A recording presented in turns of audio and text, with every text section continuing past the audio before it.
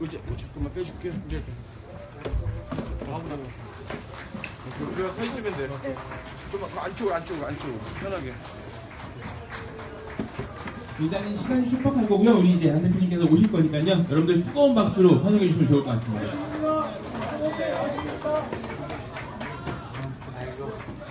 네, 여러분 뜨거운 박수 부탁드립니다. 네, 여러분 뜨거운 박수. 네, 일어서서 우리 함성과 함께 뜨거운 박수 부탁드리겠습니다. 네, 아유, 우리 안 대표님께서 한 분 한 분 이제 손을 잡아주셨는데요. 네.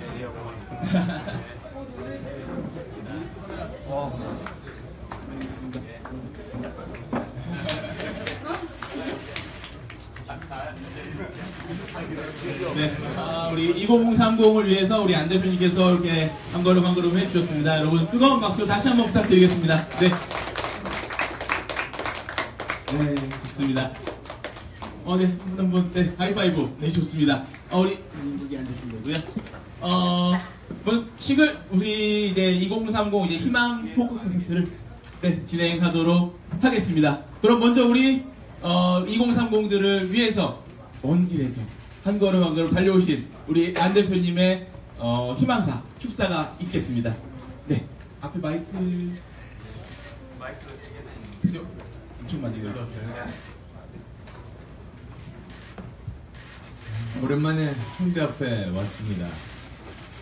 처음 이제 다두 서명 운동 국회에서 이제 탄핵 의결을 위한 다두 서명 운동 처음 시작했던 곳이 바로 홍대 앞입니다. 참 벌써 몇 달 흘렀는데 그때 생각들이 이제 많이 납니다. 청춘 콘서트 할 때 제가 했던 이야기가 청년들 잘못이 아니다.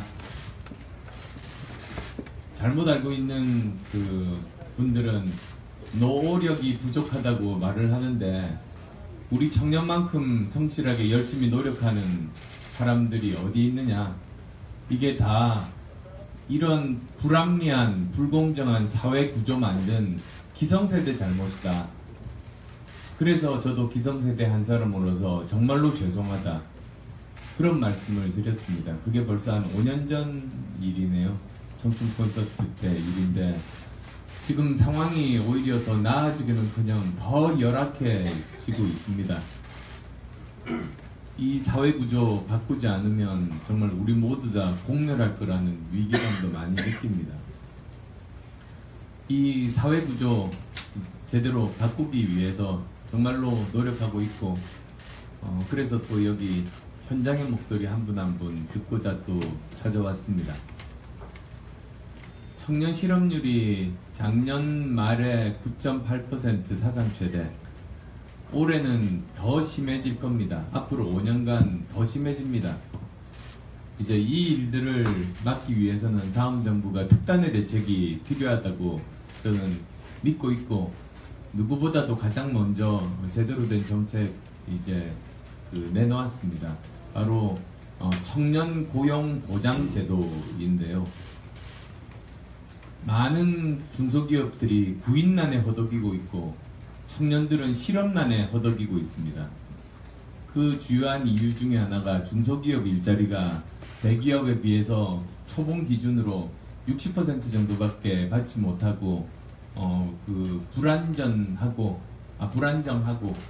그리고 중소기업들도 제대로 성장하지 못하는 그 삼중고에 처해 있기 때문인데 이런 문제 해결하기 위해서 국가에서 중소기업에 취업한 청년들을 지원해서 대기업 80% 수준의 월급을 받을 수 있도록 보조한다는 겁니다. 그리고 또 중소기업도 계속 지속적으로 발전할 수 있도록 연구개발 역량을 국가에서 지원하는 겁니다. 그래서 청년과 중소기업이 함께 발전하는 게 제가 가진 기본적인 생각입니다. 그리고 아마도 향후 5년간 50만 명 정도가 그 혜택을 받을 텐데 청년 숫자가 그보다는 훨씬 더 많습니다. 취업하지 못하는 청년들은 또 어떻게 하는가, 그 문제에 대해서도 어떤 한 분야 제대로 그 교육을 받고 훈련을 받는 그 과정 중에는 또 6개월간 월 30만 원씩 지원하는 프로그램이 또 있습니다. 그런 여러 가지 다양한 프로그램들을 통해서 앞으로 5년 동안 이 위기를 함께 극복해야 되는 게 다음 정부에 꼭 필요한 부분이라고 생각합니다. 뭐 그런 부분 포함해서 오늘 많은 말씀들 듣고 또 나중에 또 더 자세한 말씀 또 드리고자 합니다. 고맙습니다. 네, 여러분 뜨거운 박수. 네, 감사합니다. 진행 방식을 잠깐 먼저 좀 소개 좀 드리면은 우리가 고민 파트 그리고 희망 파트 이렇게 나눠서 질문 좀 드리겠습니다. 그럼 시간 관계상 얼른 진행하도록 하겠습니다. 먼저 고민 파트부터 여러분들께서 손을 들고 현장 질문으로 5분을 제가 꼽아 드릴 거고요. 그 5 질문을 우리 안철수 본인께서 답변해 주시는 방식으로 진행하도록 하겠습니다. 이제 고민 파트입니다. 여러분들께서 가지고 계시는 청년들, 2030들의 고민들을 판넬이 아닌 현장에서 제 마이크를 드릴 거니까요. 그 부분으로 진행을 좀 드리도록 하겠습니다. 그럼 먼저 고민에 대해서 저는 질문 드리고 싶은 분이 있다. 네, 손을 들으시면 될 것 같습니다. 네, 먼저 맨 앞에 계신 분. 네, 마이크 하나만. 네, 저는 응용인문학인 문화 콘텐츠학을 공부하고 이제 학생들에게 가르치고 있는데 창직이나 창업에 대해서 이제 그 기술과 관련된 것들이 많이 있다고 생각을 하는데요. 실제로 디자인이나 이제 공업 관련 쪽은 창업하기가 비교적 쉬운데 왜냐하면 표현을 하는 분야니까요. 근데 응용인문학의 경우에는 기획이나 아이디어를 많이 내는 쪽이거든요. 그런데 이제 이게 창업으로 연결되기에는 조금 어려운 지점이 있다고 생각이 들고, 그러니까 연구가 많이 되어야 하는 부분이지만 아이디어만 내고 나면 그게 이제 임금이나 어떤 꾸준한 수익으로 연결되지 않고 그냥 거기에서 머무는 경우가 있어요. 그래서 만드는 제작이나 디자인 이쪽에만 수익이 직결되는 부분이 있어서 네, 그 부분에 대해서 질문 드리고 싶습니다. 네. 시간에서 우리 짧게 질문을 해주시고요. 다음 분 또 혹시 질문? 네. 마이크 좀 주세요.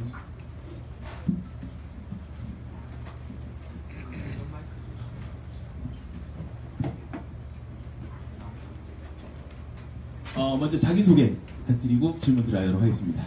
저는 그 경영학과에 재학 중인 대학생입니다.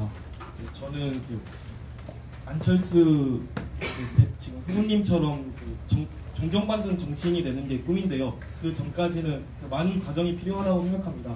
그래서 저는 제가 창업을 생각하고 있는데 우리나라는 창업을 한 번 한 다음에 실패할 경우에는 정말 다시 일어나기 힘든 환경이라고 생각합니다.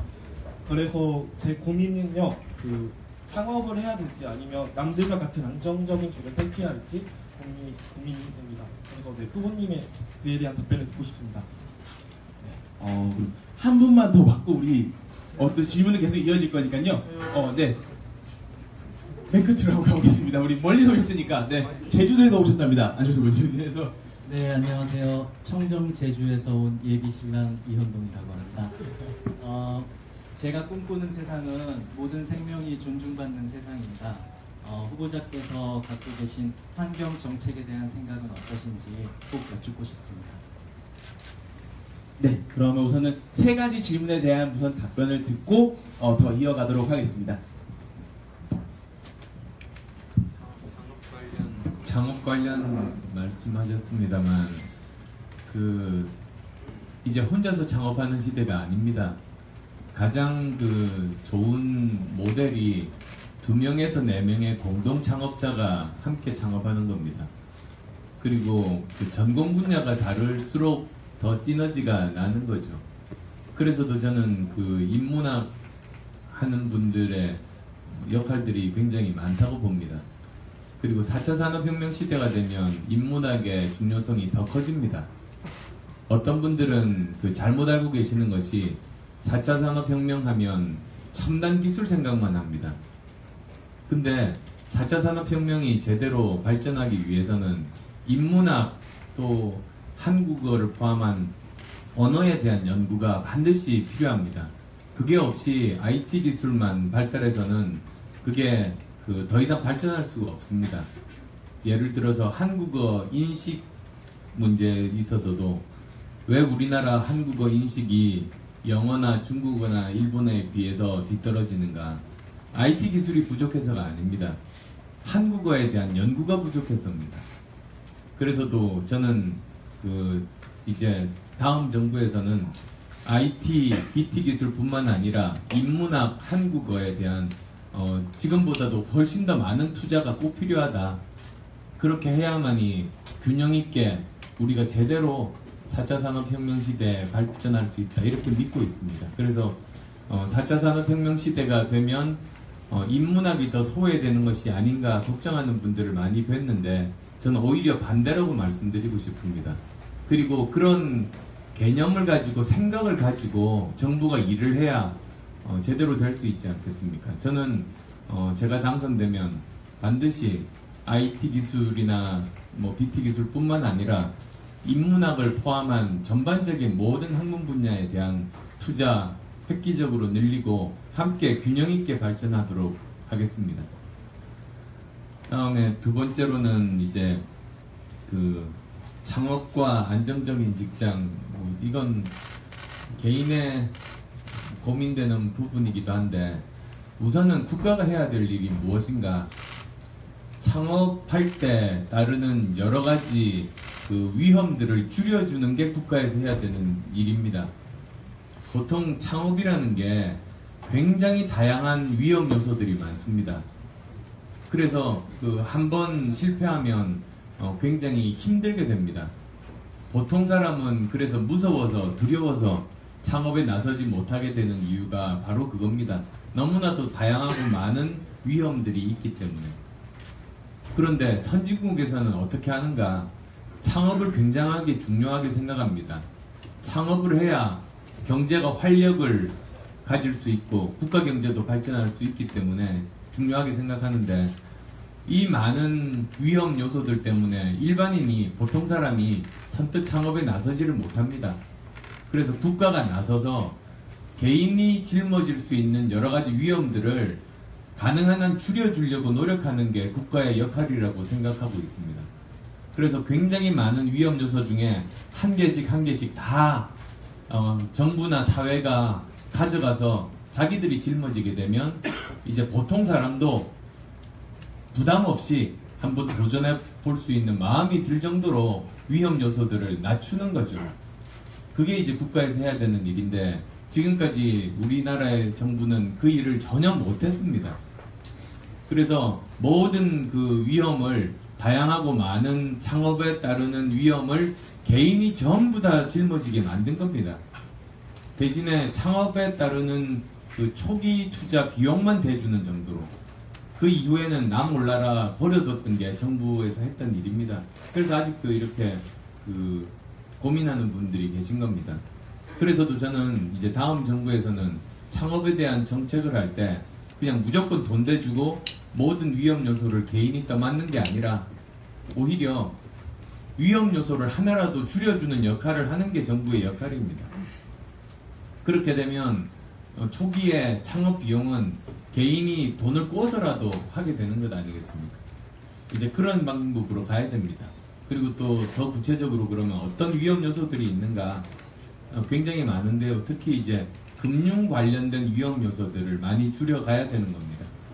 그래서 한번 실패하면 다시 재도전하지 못하는 이유가 실패한 사람이 신용불량자가 되기 때문인데 실패해도 신용불량자가 되지 않게 만들면 되는 거 아니겠습니까? 그러려면 그게 굉장히 하다 보면 정말 1시간도 더 드릴 말씀들이 많습니다만 이 정도로 일단은 말씀드리고요. 그리고 이제 환경정책 이제 말씀을 하셨습니다만 옛날에 회사에서는 회사 이익만 신경 썼습니다. 그러다가 이제 CSR 개념이 도입되게 됐습니다. Corporate Social Responsibility. 그러니까 기업의 사회적인 책임인 거죠. 그건 뭐냐면 예전에 기업은 자기만 생각했어요. 근데 그렇게 하다 보니 안 되겠다 싶은 겁니다. 자기 자신뿐만 아니라 나머지 두 가지 요소를 함께 생각하고 기업을 운영해야 된다는 게 기업의 사회적인 책임입니다. 하나는 우리 함께 살아가는 사회에 기여해야 되고, 우리가 지금 살고 있는 이 땅 지구의 환경을 생각해야 되고, 그래서 기업의 이익뿐만 아니라 우리 사회 그리고 환경, 이 세 가지를 같이 조화롭게 이렇게 발전시켜 나가고자 하는 게 기업의 사회적인 책임이라는 개념인데, 선진국으로 갈수록 당연시됩니다. 그렇게 돼야 장기적으로 기업에게도 좋다, 기업도 지속 가능하게 발전할 수 있다는 겁니다. 저는 국가도 마찬가지라고 봅니다. 국가도 단순히 무조건 성장률, 경제 성장률만 높이기 위해서 지금까지 달려왔습니다. 그러다 보니 오히려 사회에서는 양극화가 심해지고, 그리고 환경은 오염되는 걸 버려둔 게 지금 이 상황 아닙니까? 어떻게 보면 기업 경영하듯이 국가 경영한 겁니다. 그래서 저는 국가에서도 기업에서의 CSR 개념처럼 국가도 이제는 경제 성장뿐만 아니라 함께 살아가는 사회에서 양극화를 줄이고 동시에 환경에 대한 부분까지도 함께 고려하면서 국가 경영을 해야지 된다. 그 말씀을 드리고 싶습니다. 네, 좋은 말씀 감사합니다. 여러분 박수 한번 부탁드릴게요. 현장 질문으로 제가 받아보니까 이렇게 말씀을 좀 드리고 싶은데 못하거나 이제 좀 말하기 쑥스러우신 분들도 있잖아요. 그런 분들을 위해서 제가 아까 준비 드렸던 부분들입니다. 우리 판넬에다가 우리 키워드 적었잖아요. 우리 다 같이 한번 들어보도록 하겠습니다. 판넬에 적으신 부분들 다 같이 한번 들어주세요. 우리 안전우 후보님께서 쭉 이제 우리 2030 청년들이 궁금해하고 싶은 부분들입니다. 찝어서 한 3개 정도에 대한 부분들 답변을 부탁드리도록 하겠습니다. 저기 삐뽀삐뽀가 뭐예요? 네. 삐뽀삐뽀분 당첨되셨습니다. 네. 안녕하세요. 후보님을 지지하고 있는 27살 청년입니다. 그 삐뽀삐뽀라는 키워드가 그 소방차나 구급차 같은 경우에 미국에서는 이제 길터주기가 이제 습관화되었는데, 한국에서는 뭐 지금 외제차나 슈퍼카 지나갈 때는 길터주기를 하면서 구급차나 뭐 소방차가 지나갈 때는 그 생명을 생각도 안 하고 그 길터주기를 안 하고 있거든요. 근데 이게 지금 벌금이 제가 알기로는 엄청 약한 걸로 알고 있습니다. 저 아는 동생이 지금 소방서에서 일을 하고 있는데, 근데 이 벌금도 약하다 보니까 이거를 원래 블랙박스에 찍혀 있는 거를 신고를 하면 되긴 되는데, 근데 그 신고를 할 시간에 사람 한 명 더 구해야 된다는 생각으로 지금 그렇게 열심히 하고 있는데, 그거에 대한 좀 궁금해서 여쭤봤습니다. 그 부분도 사실 사회가 발전하면서 꼭 고쳐야 될 부분 아니겠습니까? 구급차가 지나가는데 비켜주지 않는 게 결국은 근본적으로는 우리 사회가 불신 사회이기 때문이라고 봅니다. 왜냐하면 실제로 그 구급차 안에 환자가 타고 있지 않을 수도 있다, 이런 의심도 하고, 그리고 또 괜히 그렇게 비켜주기 싫은 거죠. 이기심도 있고 여러 가지가 있을 겁니다. 근데 정말 지금 잘 지적해 주셨듯이 이 문제 반드시 해결해야 됩니다. 그래서도 정말 구급차가 지나가는데 길 비켜주지 않으면 지금보다도 훨씬 더 강하게 벌금을 물리고, 그리고 또 만에 하나 그게 환자 때문이 아니고 개인 용무로 구급차를 그렇게 운행하는 것이 있다면, 한 번 적발되면 거기도 엄청나게 일벌백계 하는 수준으로 처벌을 해야, 그래야 이제 서로 믿는 이제 불신사회로부터 신용사회로 바뀌게 되지 않을까 싶습니다. 네, 좋습니다. 우리 다시 한번 판넬을 들어주세요. 네, 한 2분, 3분 정도 뽑아보도록 하겠습니다. 우리 안철수 후보님께서 3분 정도 질문을 해주시면 좋을 것 같습니다. 저기 OA입니까? 그건 뭐예요? 제가 모르는 것만 계속. 네, 우리 사실 뽑히려고 좀 수작을 쓴 건데. 네, 잠시만요. 우리 마이크를 전달해드리도록 하겠습니다. 자기소개하고 짧게 질문을 해주시면 될 것 같습니다. 네, 저는 27살 박수영이라고 하는데요. 네, 이거는 여성이에요. 그래서 제가 여기 후보님께 드리는 편지에도 이응시오 씨구나. 예. 네네. 죄송해요. 그 낙태가 낙인이 되지 않는 사회라고 썼거든요. 근데 저는 시간이 좀 걸릴지라도 낙태죄는 폐지가 될 거라고 믿어요. 근데 거기서 더 나아가서 낙태가 낙인이 되지 않는 사회를 원하거든요. 근데 제가 대선 토론을 되게 열심히 보면 후보님께서 되게 살아오신 행보도 그렇고 유능하시고 청렴하시고 이런 거 진짜 믿어 의심치 않는데 여성에 관한 의제나 이런 거를 되게 사회적 합의가 필요하다 이런 식으로 유도하시는 것 같아서 낙태죄가 대해서 어떻게 생각하시는지 이런 거 궁금했어요. 예, 그 누구보다도 저는 그 여성 정책 가장 먼저 발표했고 가장 좋은 평가 받고 있습니다. 그리고 또 그 기회가 될 때마다 사실은 가서 제가 했던 이야기들 계속 설명드리고 있습니다. 그리고 저 개인적으로도 거의 30년 정도 맞벌이 부부 생활을 했던 터라 그 성평등에 대한 인식은 다른 어떤 후보들에게도 비할 바 없이 저는 가지고 있다고 생각합니다. 국회에 들어와서도 그랬습니다. 사실 정치하면서도 일단 어떻게 하면 여성들의 정치 참여를 좀 더 기회를 확대할 수 있을까 굉장히 많은 관심이 있습니다. 지난번 지방선거 때 그래서 한번 도입했던 것이 그 기초의원들 중에서 비례대표가 있는데요. 그 비례대표는 전부 100% 여성으로 제가 도입을 했었습니다. 그리고 상임위 할 때도 보건복지 상임위였었는데 그때도 성인지 예산제 제대로 제가 꼼꼼하게 점검하기도 했습니다. 그래서 뭐 그런 부분들에 대해서는 제가 가장 앞서가는 후보라고 저는 자부합니다. 그리고 또 지금 그 낙태 문제를 포함해서 여러 가지 보면 그 의학적으로, 인권적으로, 그리고 또 종교적인 문제까지 복합적인 문제들이 여성 문제에 굉장히 많습니다. 근데 제가 그 사회적인 합의라고 했던 이유가 그 양극단이 있을 수 있잖아요. 전면 금지냐, 100% 허용이냐. 근데 둘 다 답은 아니지 않습니까? 사실은. 그래서 그러면 정답은 그 사이 어느 부분에 있습니다. 이제 이런 문제들에 대해서는 저는 그 사회가 사회적인 합의를 통해서 그 정말로 모든 사람들이 합의가 될 수 있는 부분들을 정해야 된다고 말씀을 드리는 겁니다. 그리고 그거는 예를 들면 미국에서 이렇게 했다고 해서 그거 우리가 그대로 수용할 수는 없잖아요. 아무리 뭐 선진국이고 해도 우리와 역사가 다르고 문화가 다르고 겪어온 그런 여러 가지 경험들이 사회 구성원들이 다 다르니까 그래서 다른 나라에 있는 그런 정책들을 그냥 도입할 수 없고 정말 그 문제들에 대해서는 사회적인 합의를 해야 된다. 어쩌면 지금까지 이것이 계속 여러 가지로 그 이야기가 왔다 갔다 하면서 결론이 안 난 부분이 다들 중요한 의제로 치열하게 합의를 이루어내지 못했기 때문 아닌가 싶습니다.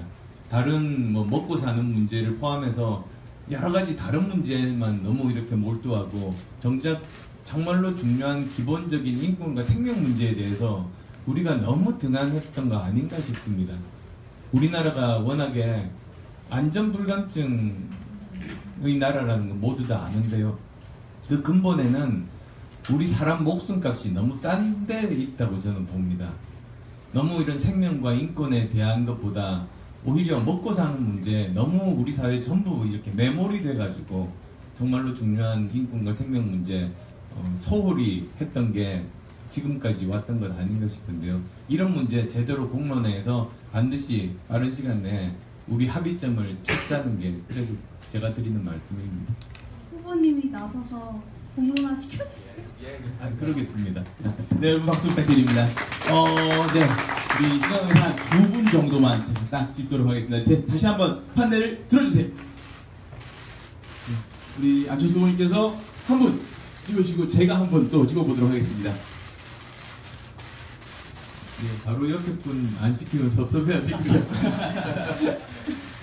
네, 자기소개 부탁드립니다. 안녕하십니까. 저는 28살 청년 장지훈입니다.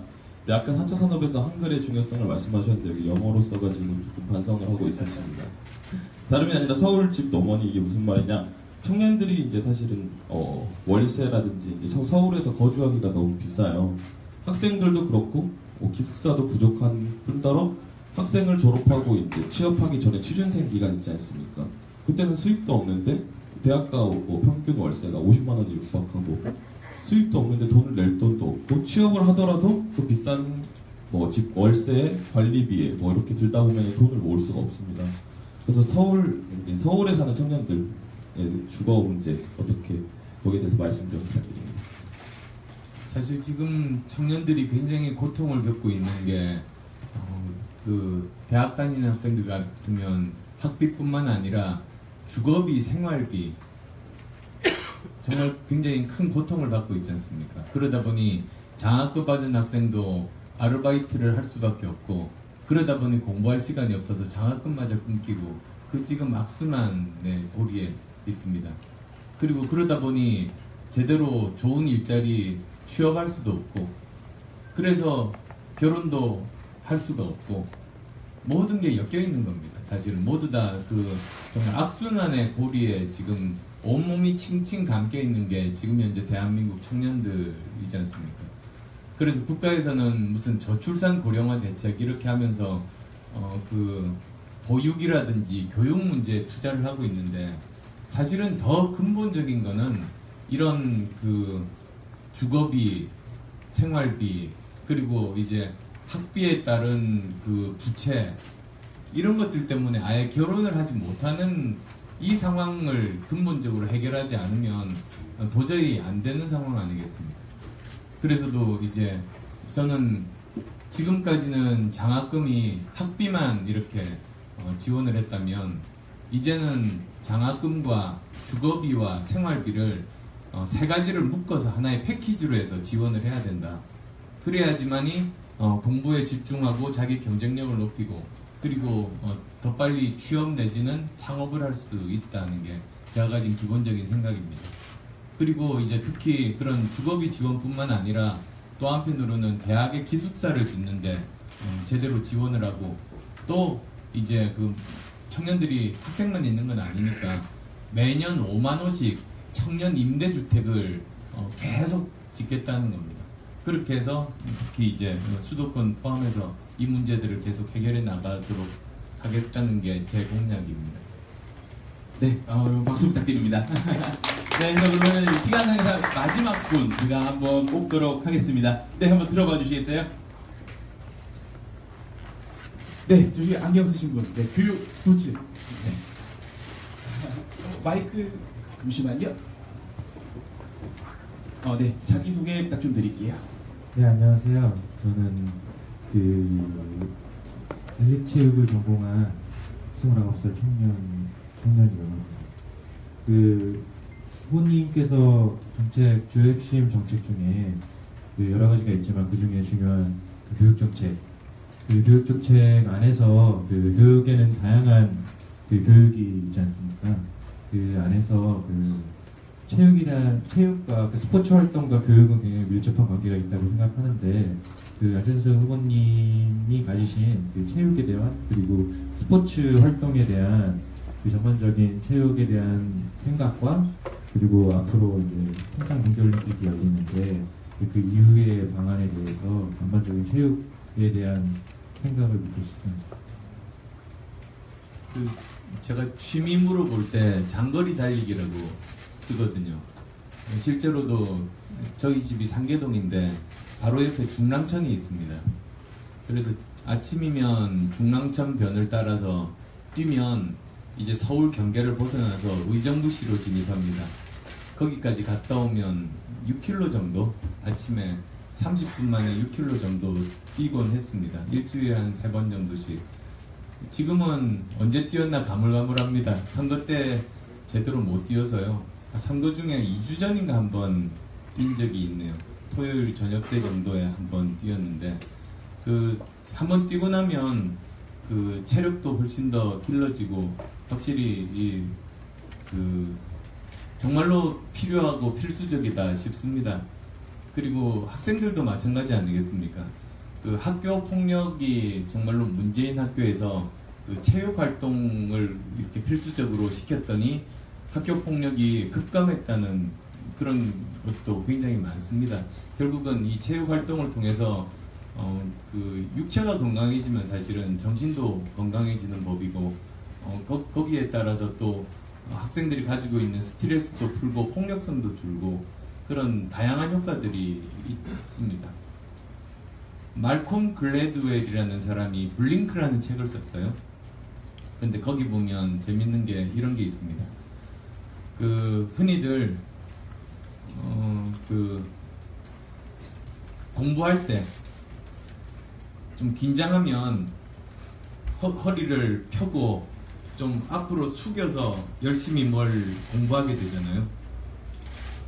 근데 반대의 경우도 많다고 합니다. 무슨 뜻이냐면 자세를 그렇게 하면 마음이 따라오는 거예요.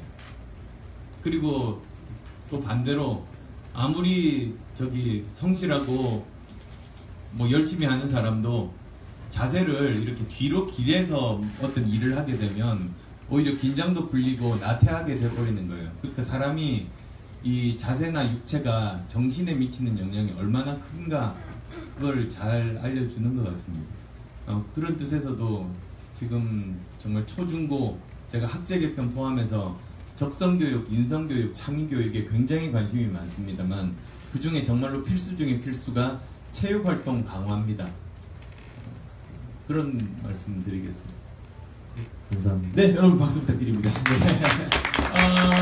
우리 지금까지는 이제 고충, 고민 이런 부분들에 좀 이야기를 나눴는데 제가 조금 분위기를 전환해서 아까 종이에다가는 희망 메시지를 적어달라고 말씀을 좀 드렸습니다. 그래서 한 2분 정도, 시간 관계상 한 2분에서 3분 정도만 우리 그래도 2030이 희망이 있다 라고 하는 그런 메시지 부분을 자기소개 후 발표를 좀 부탁드리겠습니다. 우리 먼저 본인이 원하는 분, 원하시는 분. 네, 좋습니다. 일어서서 마이크 좀 부탁드리겠습니다.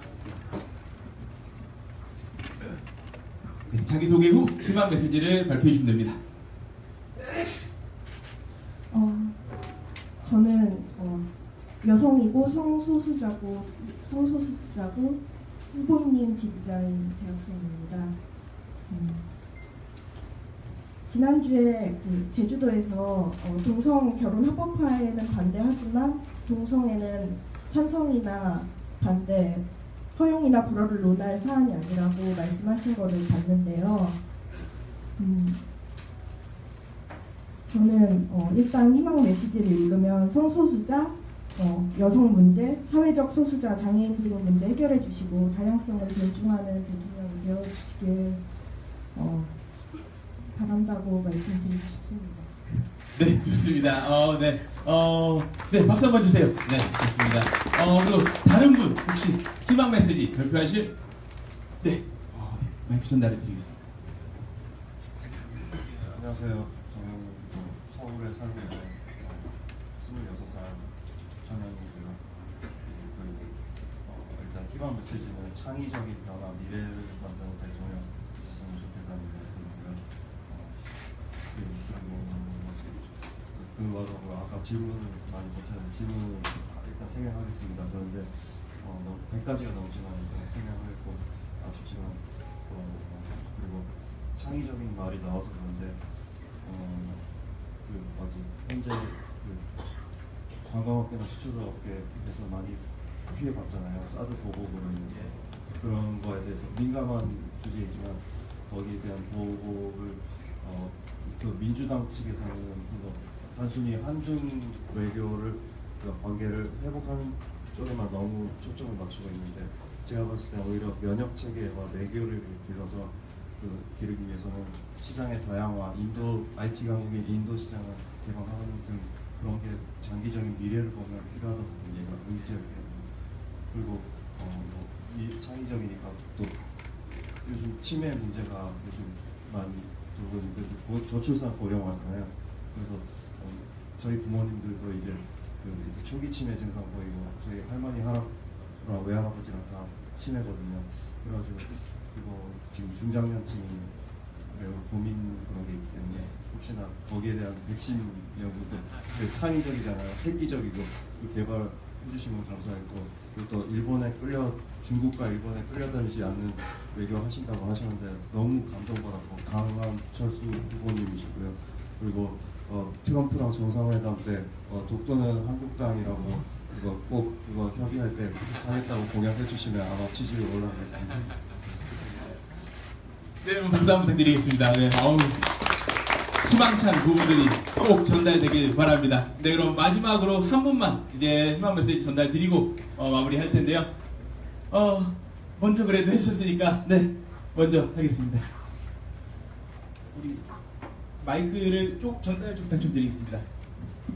안녕하세요. 22살 청년인데요. 고졸이 차별받지 않는 사회를 만들어 주시고요. 그다음에 인간소외 현상을 줄여서 국민 모두가 존중받는 사회를 만들어 주세요. 네, 여러분 박수 부탁드립니다. 솔직히 대한민국 2030이 고충, 고민도 많지만은 희망도 좀 있다라고 생각을 합니다. 그 희망을 좀 더 큰 희망으로 우리 안철수 후보님께서 만들어 주실 거라고 믿어 의심치 않고요. 우리 시간 관계상 조금 이제 시간을 줄여야 되는 부분들인데 우리 마지막으로 우리 안철수 후보님께서 우리 2030 청년분들에게 전달해 드리고 싶은 메시지를 전달하도록 하겠습니다. 네, 시간이 조금 없어서 마지막으로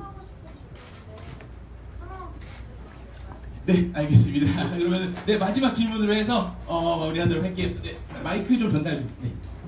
네, 안녕하세요. 저는 22살 휴학하고 있는 지금 청년이고요.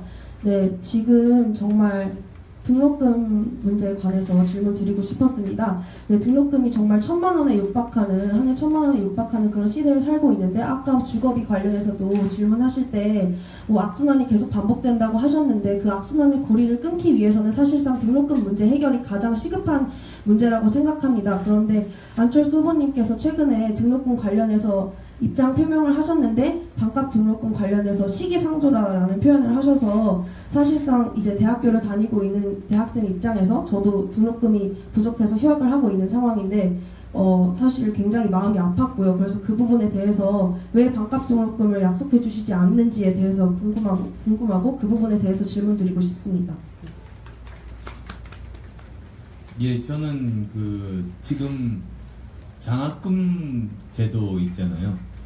그 부분 해결하는 보관이 있습니다. 그러니까 지금 이제 장학금 문제가 뭐가 있냐면 아까 잠깐 설명드렸듯이 장학금만 지원해서는 안 되잖아요. 장학금과 그리고 주거비와 생활비까지 하나의 패키지로 이제는 지원해야 된다는 게 하나 있고, 그리고 또 지금 장학금 주는 주체가 국가도 있고 지자체도 있고 그다음 민간단체도 있습니다. 근데 이들끼리 서로 누가 누구에게 얼마 주는지를 서로 모르기 때문에 이것이 굉장히 비효율적이라고 할까요? 정말로 필요한 사람에게 주어지지 않고 사각지대가 굉장히 많습니다. 그래서 저는 다음 정부는 이 데이터베이스를 정부에서 관리하는 겁니다. 중앙에서. 그래서 모든 지금 어떤 사람이 얼마의 혜택을 장학금을 받고 있는지를 전부 다 종합적으로 관리하고 그거를 지금 지자체, 중앙정부, 민간단체 다 나눠주는 겁니다. 공유하는 겁니다. 그래서 정말로 촘촘하게 사각지대 없이 만들겠다는 게 제가 가진 기본적인 생각이고, 그리고 또 이제 대학에 대해서도 지금 대학이 재정이 굉장히 열악합니다. 사실은. 그래서 국가가 지원을 사실은 더 해줘야지 되는 겁니다. 그리고 그를 위해서는 평생교육 강화를 저는 지금 방향을 잡고 있습니다. 대학이 지금처럼 청년뿐만 아니라 이제는 대학 졸업한 이후에 중, 장, 노년층까지도 모두 교육 대상으로 보는 거죠. 그렇게 되면 국가적으로도 그 대학도 재정 부담에서 많이 벗어날 수가 있고, 그러면 그것 자체로 해서 저는 등록금 포함해서 낮출 수 있는 충분한 여력들이 확보된다고 봅니다. 그래서 저는 그게 지금 말씀드리는 게 저는 단계별로 접근하는 겁니다. 실제로 저는 말하는 거는 꼭 지켜야 되니까 시기적으로 가장 먼저 등록금 관련해서 해야 되는 일은 첫 번째 입학금 없애는 겁니다. 그래서 입학금 없애고 대신에 또 입학금을 없앴다고 해서 등록금을 이제 인상하려는 유혹을 받기 쉬운데 그것 때문에 등록금을 올리는 일은 없도록 만드는 겁니다. 그리고 이제 대학에 대해서 이제 지원들을 강화해서 낮춰 나가는 거죠. 그리고 동시에 아까 말씀드렸던 장학금 개선책을 통해서 사각지대 없애는, 그렇게 생각하고 있습니다. 그게 저는 그 꼭 지킬 수 있는 실현 가능한 구체적인 방안이라고 봅니다. 반값 등록금을 시기상조라는 말이 이해가 되지 않고요. 반값 등록금을 네, 네, 죄송합니다. 네, 우선 이제 고객적인 부분에 대부분 분들은 끝나고 나서 설명을 좀 드릴게요. 지금 박근혜 정부보다도 후퇴한 입장으로 저 시기상조라는 표현은 적절하지 않습니다. 제가 한 말은 아닙니다. 저는 점진적으로 낮추겠다는 입장입니다. 네, 죄송합니다. 시간 관계상 조금 이제 끝나고 나서 이제 같이 말씀을 좀 나누면 좀 좋을 것 같고요. 네, 죄송합니다. 지금 정말 궁금한 것은 최근에 적폐 세력들과도 연대한다는 입장을 내고 있는데 정말 답답한 마음이 들었습니다. 네, 사회자 권한으로 진행을 좀 하도록 하겠습니다. 죄송합니다. 지금 이제 행사는 어떤 적폐 세력하고 연대했죠, 제가? 지금 자유한국당과도 손잡을 수 있다. 그리고 김종인 전 대표는 말씀하셨죠. 홍준표와도 이야기할 수 있고 함께할 수 있다. 이렇게 말씀하셨습니다. 저는 제 생각 아니라고 밝혔습니다. 대통령이 되려고 하십니까? 저는 그런 적 없다고 밝혔습니다. 저희 대학생들은 대학 등록금 문제 해결과 네, 사회자 권한으로 좀 진행을 좀 할게요. 죄송합니다. 좀 시간 관계상 좀 있는 부분들이 있으니까요. 우리 마지막 시간이 좀 많이 오버가 좀 됐습니다. 그래서 좀 넘긴 부분들도 있으니까 우리 행사를 이제 진행을 좀 마무리하도록 할 거고요. 원래는 이제 희망 메시지 부분들 전달을 드리고 우리 판넬 부분도 전달을 드리려고 했는데 시간이 좀 지체된 부분으로 우선 마무리를 좀 하도록 하겠습니다. 우리 2030 우리 희망 토크 콘서트입니다. 우리 여러분들의 어떻게 보면 고충과 고민거리 부분들을 같이 공유할 수 있는 부분들이 될 수도 있고 어떻게 보면 희망찬 부분들도 함께 공유하려고 하는 만든 자리니까요. 우리 함께 할 수 있는 자리에 있어서 어떻게 보면 좀 웃을 수 있는 기회들이 좀 더 많이 있었으면 좋겠다라는 부분 좀 생각이 좀 듭니다. 해서 그러면은 지금 우리 희망 콘서트 마무리 지는 부분에 있어서 마지막으로 우리 안철수 후보님의 마무리 이제 인사를 듣고 마무리하도록 하겠습니다. 이게 좋은 기회니까 제가 이 자리 빌어서 다시 한 번 더 그 청년 공약 이미 발표했습니다만 주요한 거 5가지 정도만 말씀드리겠습니다. 우선 첫 번째는 사실은 청년들이 어떤 것이 정말로 필요로 하는가 그것이 중요합니다. 그래서 이제 첫 번째로는 대통령 비서실에 청년 수석을 신설할 겁니다. 그래서 직접 청년 문제들 챙기도록 하겠습니다. 그리고 두 번째로는 청년들이 그 생활비 걱정 없이 공부할 수 있도록 국가가 책임져야 합니다.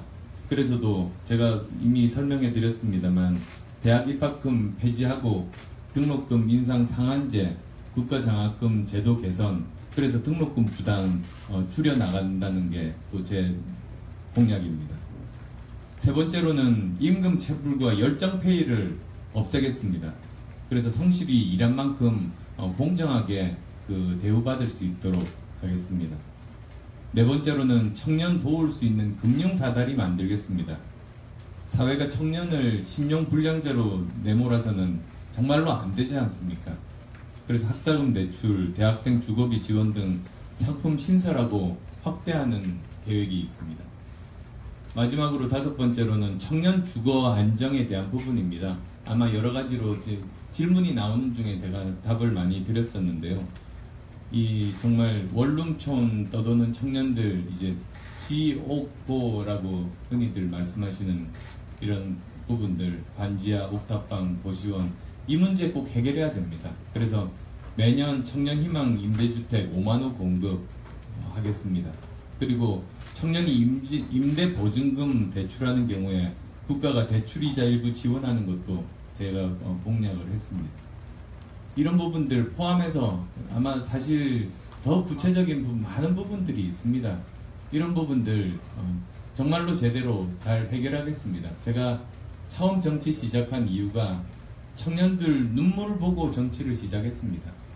청년들과 함께 그 마음 공감하면서 문제 해결하기 위해서 정치 시작했고 그 초심 정말로 변함이 없습니다. 그리고 그 약속 꼭 지키겠습니다. 고맙습니다. 자, 여러분 뜨거운 박수 부탁드립니다. 우리 2030 희망 토크 콘서트였고요.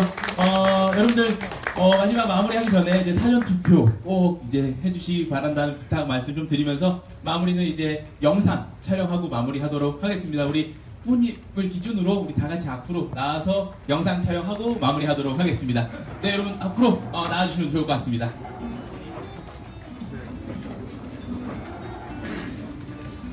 네, 후보님 앞에 하시고요. 이제 우리 2030 청년들께서는 이제 뒤쪽으로 쭉 함께 서주시면 좋을 것 같습니다. 네, 뒤쪽으로 이제 서주시면 좋을 것 같습니다. 잠시만요.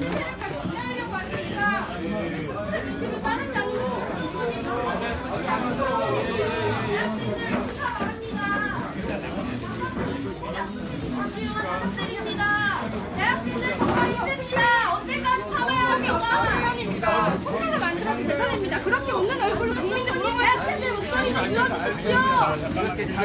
안철수 후보님 언제까지 그러실 겁니까? 대학생들 목소리 들어주십시오.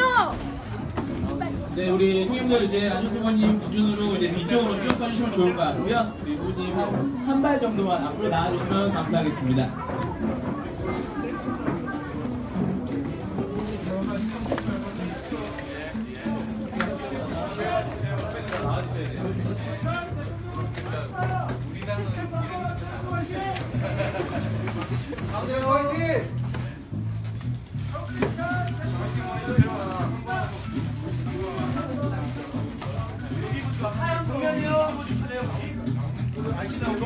네, 우리 희망 메시지 그리고 한번 같이 한번 들을까요? 위로 한번 같이 들을까요? 네.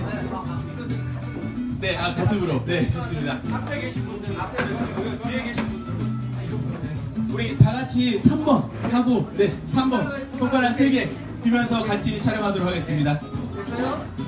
예, 가운데요.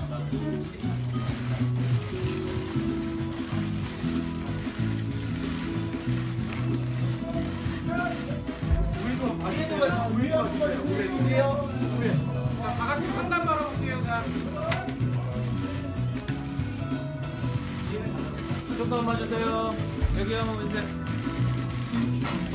네, 우리 마지막으로 안철수 하면 화이팅 화이팅 화이팅 하면서 마무리하도록 하겠습니다. 네, 안철수 화이팅 화이팅 화이팅. 네, 감사합니다.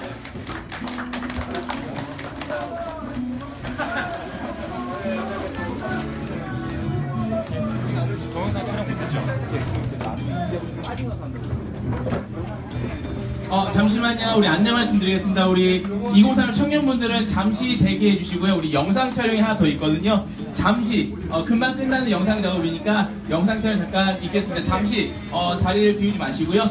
잠시만 대기해 주시면 감사하겠습니다.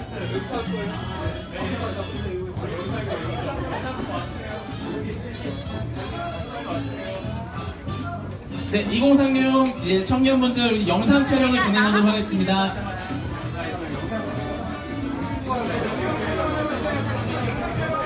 네, 영상 촬영을 좀 하도록 하겠습니다. 우리 2036 청년 여러분들, 안철수 후보님 뒤로 다시 한번 서주시기 바랍니다.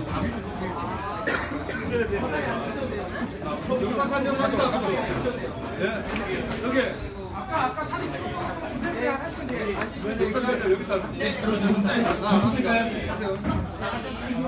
이렇게 끝난 거지. 5월 4일, 5월 4일, 5월 5일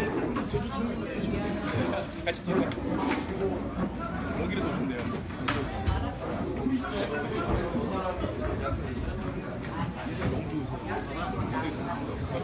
돈 있습니다. 돈 있다고. 지수야. 그 다음에 사진 찍고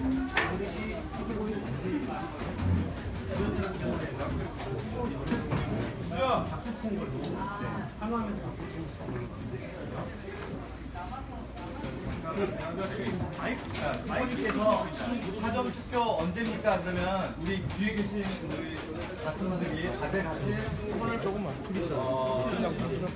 그거를 딱 한 손으로 하시고 5월 4일, 5월 5일 이렇게 해주시면 되고요. 두 번째 이제 후보님께서 사전 투표로 찍을 뭐 누굽니까? 그러면은 여기서는 후보는 연호하시면 안 돼요. 그냥 다들 같이 박수로 박수 해주시고 하루만 좀 해주시면 돼요.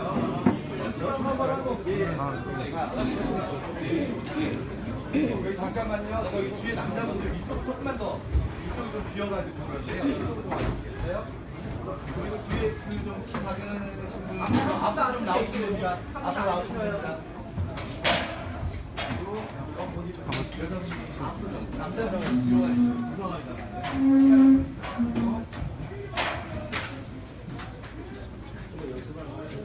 자, 연습 한번 해보겠습니다. 자, 후보님께서 제가 이제 후보님이라고 생각하시고요. 사전투표 언제입니까? 5월 4일, 5월 5일. 그러면 안 됩니다. 자, 다 같이.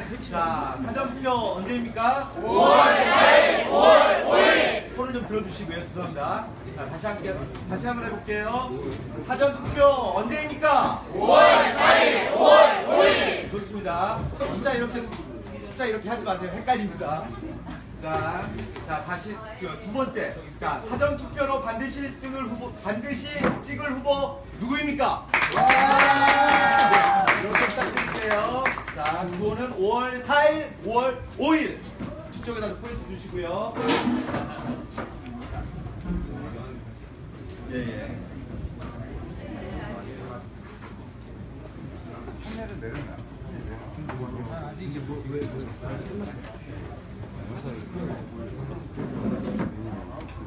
자, 후보님, 요 카메라 보시고 후보님께서 해주시면 계속 하시겠습니다. 언제 시작합니까? 자, 큐! 사전 투표일 언제입니까? 5월 4일, 5월 5일. 투표로 찍을 후보 누굽니까? 큐! 투표로 찍을 후보 누굽니까?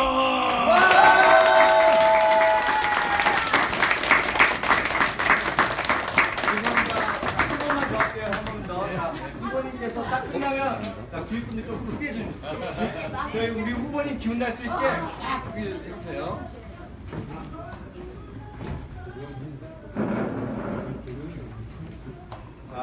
자, 사전 투표 언제입니까? 부탁해요. 자, 하이. 큐! 사전 투표일 언제입니까? 5월 4일, 5월 5일. 자, 사전 투표로 반드시 찍을 후보 누굽니까? 하이. 큐! 사전 투표로 반드시 찍을 후보 누굽니까?